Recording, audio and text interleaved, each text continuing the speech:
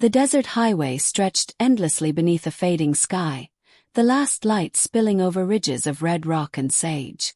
Clara Dawson's old pickup rattled as it climbed the rise, the engine humming with the weary rhythm of something kept alive by habit more than strength. She sat rigid behind the wheel, fingers curled tight, her gaze fixed ahead as if the horizon itself might offer escape. The radio had long since gone silent, and only the wind through the cracked window filled the cab, carrying dust and the faint scent of rain that never came. She told herself she liked the quiet. It left no room for questions she could not answer. Yet beneath the surface of her practiced calm was a hollow weight, a grief too well-worn to name, the kind that dulled color and pressed every mile into sameness. That was why, when the shape appeared in her headlights, her breath caught in a way it had not in years. At first she thought it a trick of the dusk, something left in shadow or smoke.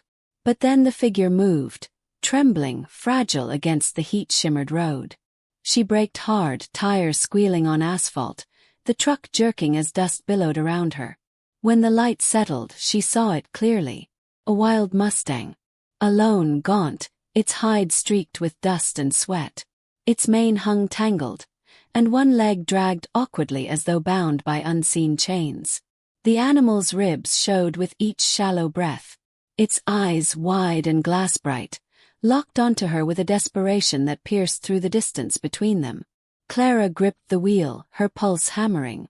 She had not stood this close to a horse in years, not since the day that changed everything. Memories stirred unbidden, her husband's hand on the reins, laughter echoing in a rodeo arena, then the sudden silence of absence. She had buried those images, walled them away. Yet here they returned, riding on the sight of a creature too broken to run. The road lay empty in both directions, the land stretching barren and still. No headlights approached, no sound but the rasp of wind. She knew she should honk the horn, drive it off before it brought danger. Wild Mustangs were unpredictable, dangerous when cornered. But this one did not rear or bolt. It only stood, chest heaving, its trembling legs threatening to collapse beneath it. She forced her hands to unclench. The door creaked as she pushed it open, boots crunching on gravel. The cool air swept over her, tinged with sage and the faint metallic tang of blood. The Mustang flinched, head tossing once, but did not move away. Clara took a slow step forward, her voice low though she had no plan for what words could mean to such a creature. "Easy now," she murmured. Her tone wavered between fear and resolve. The distance between them shrank inch by inch. Her heart pounded in her throat, every muscle taut with caution. She thought of turning back, of climbing into the truck and driving away, letting the desert reclaim what was already lost. But something in its gaze, wild and pleading, fractured yet defiant, rooted her in place. It was as though she were staring into a reflection, a mirror of her own hidden wounds. Clara stopped a few feet away, close enough to hear the rasp of its breath, to see the fresh gash along its flank where barbed wire must have bitten deep. The sight pulled at something she had long kept buried, the old instinct to mend, to steady what could not stand alone. She crouched slowly, laying the blanket from her truck across the gravel, her hands trembling as she spread it out like an offering. The horse's ears flicked. Its nostrils flared, tasting the air heavy with dust and her fear. For a heartbeat, neither moved. Then Clara whispered again, her words a fragile bridge between worlds. The Mustang shifted, lowering its head as if listening, before its legs gave way. It sank to its knees, trembling, the sound of its labored breath filling the silence. Clara's chest tightened, the weight of decision pressing down. She knew then she could not drive away, not leave this broken creature to die nameless on an empty road. Her life had been built on silence and retreat, but here was something that demanded more. The sky deepened into indigo, stars beginning to glimmer faintly in the distance. Clara stood in the cooling air, her heart unsteady but her choice clear. Whatever came next, she would not turn from it. She stepped forward, closer still, as the wild Mustang's eyes found hers in the growing dark. The desert night settled heavy, folding shadows across the empty road until the world seemed carved from silence. Clara crouched beside the fallen Mustang, her lantern casting a circle of pale gold against the dust. The animal's flanks heaved with each ragged breath, sweat and blood staining its hide. She pressed a hand against her chest as if steadying her own heartbeat, the echo of fear and awe knotted together. She tried her phone again, angling it toward the open sky, but the screen stayed dark, no signal. Help would not come. The responsibility hung solely on her shoulders, a weight both terrifying and undeniable. She knelt lower, speaking softly into the void. Words poured from her lips not as commands but as offerings, fragments of lullabies she had once sung to her son, stories half forgotten but carried in rhythm. The sound trembled in the stillness, weaving an unseen thread between her and the wild creature. The Mustang's ear twitched. It did not flee, though its eyes rolled white when the wind shifted. Clara dared to reach closer, tearing a strip from her flannel sleeve and wetting it with water from her canteen. The smell of iron and dust thickened as she pressed the cloth gently against the gash along its flank. The animal shuddered, muscles tightening like drawn rope, but did not strike. She whispered steady words, nonsense almost, yet filled with intent, and felt her own breath begin to calm with the rhythm of speaking. Hours stretched thin. Coyotes sang far off, their cries drifting like smoke. Clara's fingers numbed from gripping the lantern handle, but she did not move away. Every time the Mustang shifted, her pulse surged, yet she stayed. She thought of the night she had kept watch by a hospital bed years ago, the same helpless vigil over a body broken by accident, waiting for strength to return or the final silence to fall. That memory stung, but here she was again, compelled to stay even when she could do so little. By the time the horizon began to pale with the promise of dawn, exhaustion pressed heavy on her limbs. The Mustang stirred, attempting to rise, but one hind leg faltered beneath the effort. Clara squinted in the growing light and saw it clearly. Barbed wire coiled tight around the limb, biting deep into flesh. Her throat constricted. It was not merely exhaustion that had brought the animal down but the cruel grip of metal still binding it. Her gaze darted toward the truck. She remembered the small pocket knife she kept in the glove compartment, a tool for cutting twine or peeling apples. Now it felt like the only lifeline. She retrieved it with trembling hands, blade gleaming faintly in the new sun. The Mustang flinched as she knelt again, nostrils flaring with fear, but she kept her movements slow. "I won't hurt you," she whispered, though the words sounded frail against the enormity of what she attempted. She slid the blade carefully between flesh and wire, each tug drawing a twitch of muscle and a spatter of blood. The horse jerked once, nearly knocking her backward, but she pressed forward, steadying herself with a hand against its trembling flank. The wire bit back at her fingers, slicing skin, but she ignored the sting. One loop gave way, then another, until only the final coil remained. With a sharp twist, the last strand snapped free and fell into the dirt. The Mustang staggered, collapsing briefly before forcing itself upright. Dust swirled around its legs, its chest rising and falling with furious effort. Clara stumbled back, knife clattering from her hand, breath rushing fast. For a suspended moment, she feared it would bolt or strike. Instead, the animal stood trembling, eyes locked on hers. Something unspoken passed between them, pain recognized, endurance honored. The sun broke fully over the horizon, painting the road in light. Clara's hands throbbed with cuts, her clothes streaked with dirt, yet her heart pounded with a fierce certainty. She had not turned away. She had stepped into fear and chosen to stay. The Mustang, though still weak, was free of the cruel wire. In that fragile dawn, Clara realized she had crossed a threshold. She could no longer retreat to silence, no longer pretend life was untouched by need. The story was no longer only hers. It now belonged to them both. The town had begun to stir by the time Clara coaxed the Mustang onto her property. She had led it slowly, step by step, the animal limping yet unwilling to collapse again. The old corral behind her house, untouched since her husband's death, creaked in protest as she swung the gate open. The horse hesitated, nostrils flaring before stepping inside. Its presence filled the space with restless energy, hoofs pawing at ground that had long lain quiet. Clara leaned against the rail, breath unsteady, as if she herself had been pulled back into a life she thought she had buried. News traveled quickly, as it always did. By midday, neighbors appeared along the fence line, murmuring to one another. Some marveled, others scoffed. "It's wild, Clara. You can't keep it," one man called, his voice thick with doubt. Another shook his head. "That thing'll kill you if you get too close." Sheriff Calder arrived in his dust-covered truck, arms crossed as he surveyed the scene. His tone was calm but firm. "Wild Mustangs aren't pets. The Bureau could come for it. You may want to think hard about what you've started." Clara listened, but her eyes never left the animal.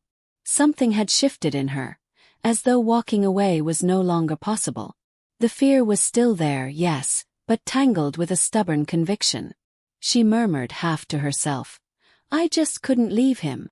Calder studied her, lines deepening around his mouth, before tipping his hat and stepping away.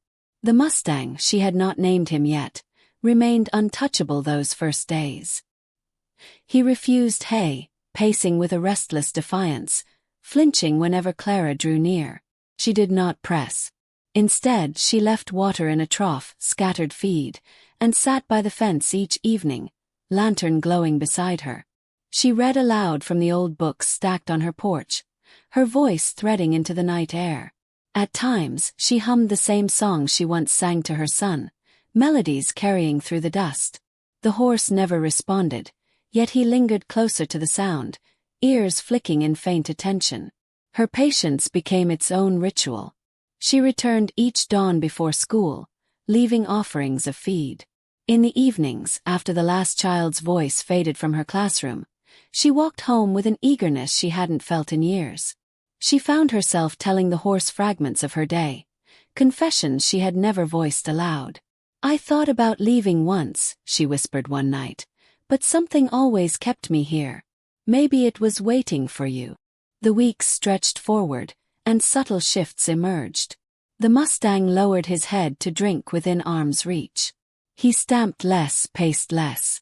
The wariness in his eyes dulled from wild terror to watchful caution. And one evening, when the sky swelled with thunderclouds, Clara's resolve was tested. The storm broke sudden and violent, wind howling as rain lashed the earth. Lightning split the sky, and thunder shook the corral. The Mustang panicked, slamming his body against the rails, eyes rolling white. Clara ran through the storm without thinking, lantern swinging wildly in her grip. She flung open the gate and stepped inside. Water poured down her face, soaking her clothes, but she stood tall, hands raised. "Easy," she cried over the storm's roar, her voice breaking but steady. The Mustang reared, hooves striking sparks against the sodden ground. Fear surged in her chest, urging retreat, but she held firm. Lightning flashed, illuminating his trembling form, and in that burst of light, his gaze caught hers. For a moment that felt carved out of eternity, the chaos softened. His muscles quivered, then stilled. He lowered his head an inch, nostrils flaring as if in recognition. Clara's breath hitched. She did not step closer, but she did not step away. The storm raged around them, but inside the corral there was a fragile stillness, a bond forged not from dominance but from shared endurance. When the thunder rolled into distance and the rain thinned, Clara remained in the mud, drenched yet trembling with something more than cold. She understood then that this was no accident, no passing trial. Her life had intertwined with his in a way that could not be undone. Whatever came, she was bound to this creature, and he, against all odds, had begun to trust her. Weeks passed, each day etching quiet progress into the fragile bond between Clara and the Mustang. She had begun calling him Ashwind, a name whispered in the dusk when he first took hay from her hand. The title felt less like ownership and more like acknowledgement, a recognition of the wildness that still coursed through him even as he allowed her nearer. His wounds knit into scars. His coat regained a muted shine, and his once sunken eyes glimmered with a cautious vitality. Her son Daniel arrived one weekend, drawn by the murmurs that his mother had taken in a wild horse. He stood at the corral fence, skepticism plain on his face.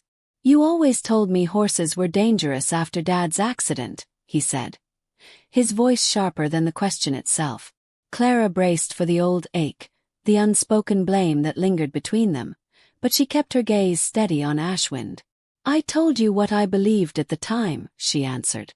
"Now I'm learning again." Daniel folded his arms, doubtful, until he saw the Mustang lower his head, brushing his muzzle softly against Clara's outstretched palm.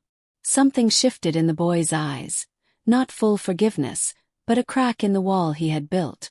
The town did not soften so easily. One morning a government truck rolled up, and two officials stepped out, clipboards in hand. They spoke of relocation, of policy, of her inability to provide what the horse needed. Clara felt her knees tremble, but she planted herself at the corral gate, Ashwind behind her. "He belongs here," she said, her voice catching yet unwavering. The Mustang, once so wild, stood calm at her shoulder, ears flicked forward, eyes steady. The officials exchanged glances. What they saw was not ownership but partnership, something too rare to deny. Reluctantly they left, granting her temporary custody. Clara sank onto the porch steps afterward, tears mingling with relief. The real test came weeks later at the county fair, where whispers of her wild Mustang had become rumor and challenge. Neighbors urged her to bring him, some out of curiosity, others out of doubt, certain the horse would bolt and prove them right. Clara hesitated, fear gnawing at her resolve, but a deeper voice within urged her forward. She led Ashwind into the ring on the final day, the crowd pressing close, expectation thick in the air. The noise unsettled him. He tossed his head, muscles rippling, hooves scraping the packed earth. Clara felt the rope tighten between them, her own heart racing. For a moment she considered retreat, but then she remembered the storm, the moment when his wild eyes had met hers and chosen stillness.